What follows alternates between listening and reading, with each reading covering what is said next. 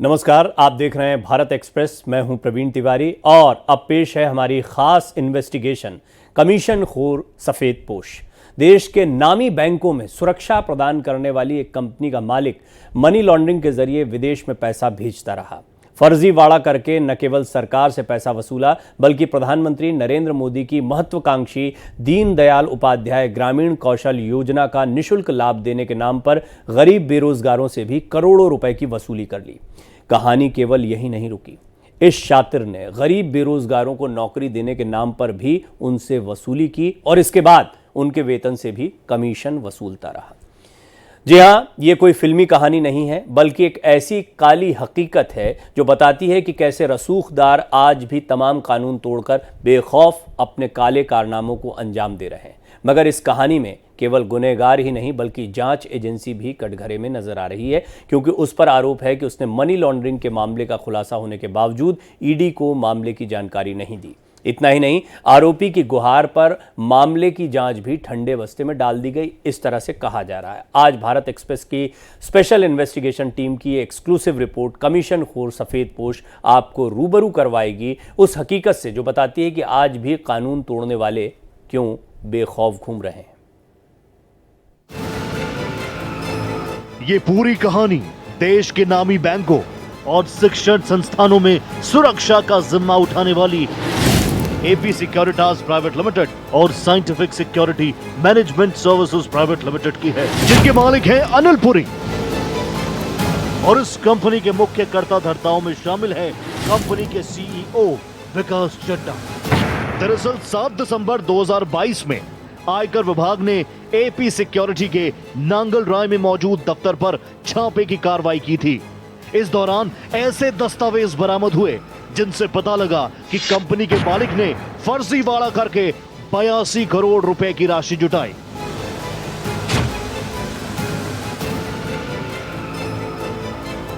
प्रधानमंत्री नरेंद्र मोदी की महत्वाकांक्षी दीनदयाल उपाध्याय ग्रामीण कौशल योजना के तहत गरीब बेरोजगारों को प्रशिक्षण देने के लिए सरकार से पैसा लिया और निःशुल्क प्रशिक्षण देने के बजाय गरीबों से भी करोड़ों रुपए की उगाही कर ली।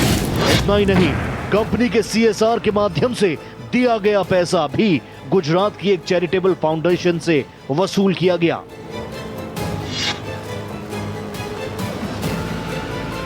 फर्जी बिल से भुगतान किया और अपने ही मुलाजिमों से हर महीने करोड़ों रुपए कमीशन के तौर पर वसूलता रहा। छापे की कार्रवाई में सामने आया कि अनिल पुरी अपनी कंपनियों के जरिए फर्जीवाड़ा करके नकदी जुटा रहा था। इतना ही नहीं, ये फर्जी खर्चे दिखाकर मोटा पैसा कमा रहा था।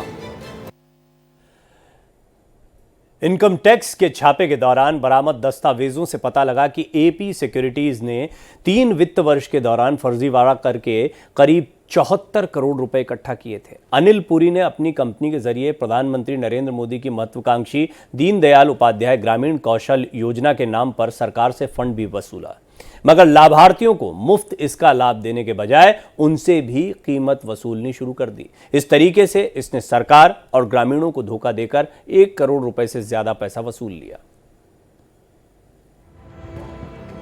आयकर विभाग के छापे के दौरान बरामद दस्तावेजों से पता लगा कि एपी सिक्योरिटीज ने 3 वित्त वर्ष के दौरान फर्जीवाड़ा करके करीब 74 करोड़ रुपए इकट्ठा किए थे। कंपनी के सीनियर मैनेजर सत्येंद्र सिंह ने अपने बयान में इस बात को स्वीकार भी किया कि यह पैसा आयकर विभाग की आंखों में धूल झोंक कर जुटाया गया था और कंपनी के भी खातों में इसका कोई उल्लेख नहीं किया गया।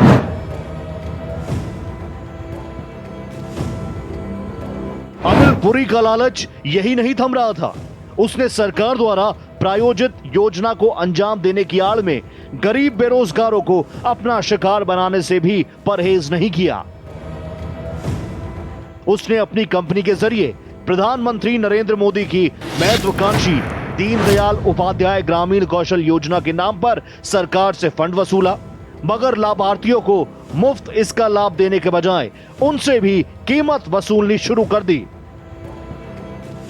इस तरीके से अनिल पुरी ने सरकार और ग्रामीणों को धोखा देकर 1 करोड़ से ज्यादा रकम ऐंठी।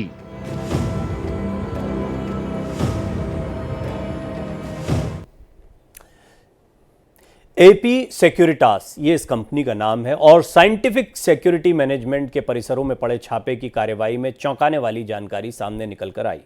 इन कंपनियों के कर्ता धर्ता, जिनमें विकास चड्ढा भी शामिल है, नौकरी देने से पहले सिक्योरिटी गार्ड से भी पैसा वसूल रहे थे। इन लोगों ने सिर्फ 2 साल में ही अपने यहां नौकरी पर रखे गए गार्डों से 14 करोड़ रुपए से ज्यादा की मोटी रकम डकार ली।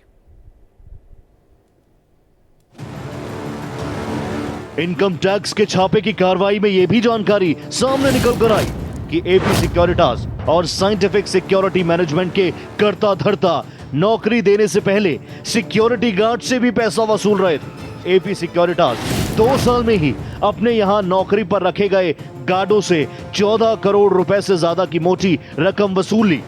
इतना ही नहीं, अनिल पुरी ने साइंटिफिक सिक्योरिटी मैनेजमेंट के माध्यम से भी नौकरी की गुहार लगाने वाले मजबूर लोगों से करीब 1.25 करोड़ रुपए उगा लिए।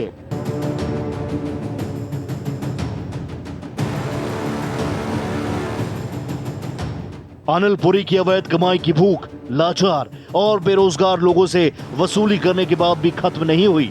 ये अपनी कंपनियों में नौकरी करने वाले सिक्योरिटी गार्ड से उनके वेतन का 10 से 15% कमीशन वसूल रहा था।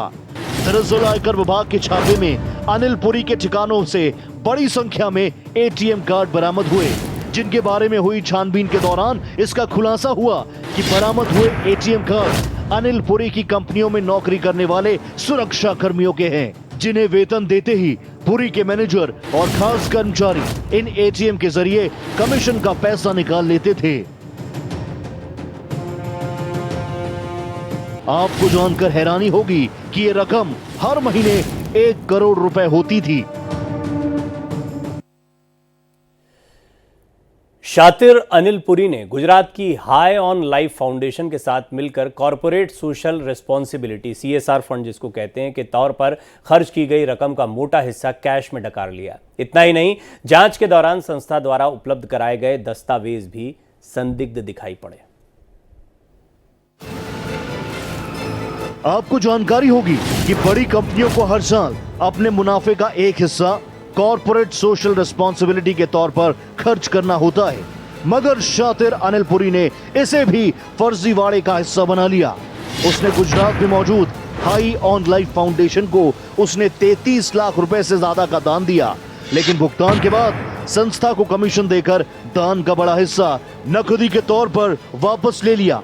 जांच के दौरान संस्था द्वारा उपलब्ध कराए गए दस्तावेज भी संदिग्ध नजर आए, जिसके बाद गुजरात आयकर विभाग के प्रधान आयुक्त को संस्था के दस्तावेजों की जांच के लिए अनुरोध किया गया।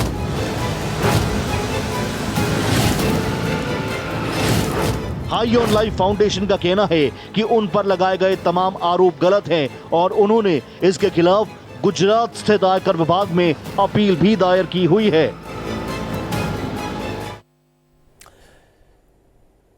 सरकार को राजस्व हानि पहुंचाने के लिए अनिल पुरी कोई भी हथकंडा अपनाने से पीछे नहीं हटा।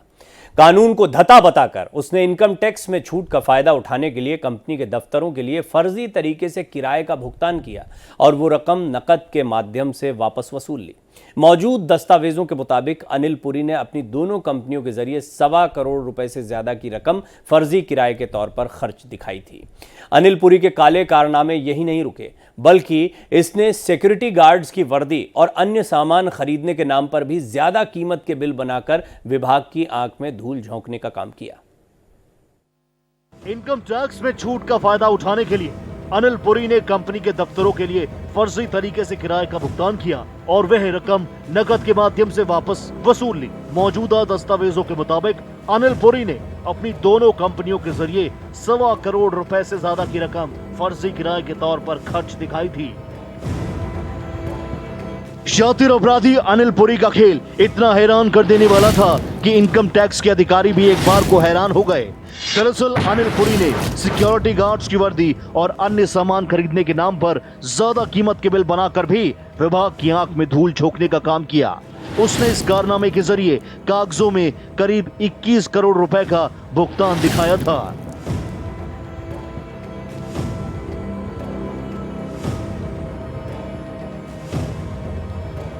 अनिल पुरी केवल फर्जीवाड़ा करके आयकर विभाग को ही चूना नहीं लगा रहा था, बल्कि उसने हवाला के माध्यम से लंदन में पैसा भेजकर अपनी बेटी मलिका पुरी के नाम से 8 करोड़ रुपए से ज्यादा की संपत्ति खरीद रखी है।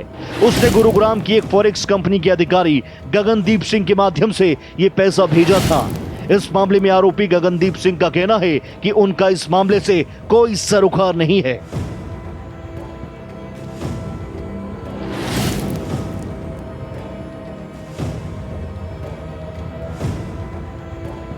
अनिल पुरी की चालाकी और फरेब यहीं खत्म नहीं होता। इस शातिर अपराधी ने अपनी कंपनी पर छापा मारने वाली आयकर विभाग की टीम से 17 नवंबर 2022 को अनुरोध किया कि उसकी विदेशी संपत्तियों से संबंधित जांच DDIT इन्वेस्टिगेशन रोहतक में चल रही है, लिहाजा उसके मामले की जांच वहीं ट्रांसफर कर दी जाए। मजे की बात यह कि 22 दिसंबर को ही DDIT इन्वेस्टिगेशन यूनिट 3 दिल्ली ने दिल्ली स्थित सेंट्रल सर्कल 14 के डिप्टी कमिश्नर इनकम टैक्स को यह मामला वहां स्थानांतरित करने का सुझाव भी भेज दिया। आरोप है कि इसके बाद से ही कुछ अधिकारी आरोपी अनिल पुरी का मामला दबाने की कोशिशों में जुटे हैं। अनिल पुरी ने विकास चड्ढा के साथ मिलकर पैसे और रसूख के दम पर न सिर्फ जांच को प्रभावित करने की कोशिश की, बल्कि जांच को ट्रांसफर कराने की भी तमाम जुगत लगाई। हमने इस पूरे मामले में संदिग्ध भूमिका में नजर आ रहे आयकर विभाग से 2 बार संपर्क किया। हमारा मकसद था कि आयकर विभाग से खुद उसके दस्तावेजों की सत्यता प्रमाणित कराई जा सके। इसीलिए हमने आयकर विभाग को वो दस्तावेज भी भेजे जो भारत एक्सप्रेस के हाथ लगे थे। चूंकि इस मामले में आयकर विभाग के कुछ अफसरों के दामन पर भी दाग लग रहा है, शायद इसीलिए आयकर विभाग के अधिकारी जवाब देने का साहस ही नहीं जुटा पाए।